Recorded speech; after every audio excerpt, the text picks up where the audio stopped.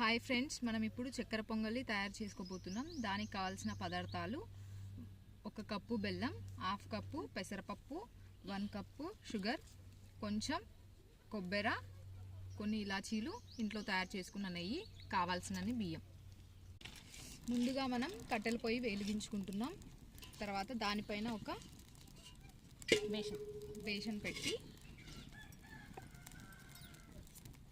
ముందుగా పొయ్యి వెలిగించుకొని దానిపైన ఒక బేషన్ పెట్టుకొని దాంట్లో కొన్ని వాటర్ పోసుకుంటున్నాం. తర్వాత ఆ వాటర్లో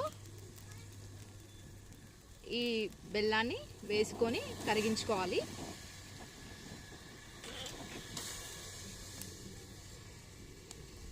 పిచ్చి పిచ్చి కామెంట్లు పెట్టి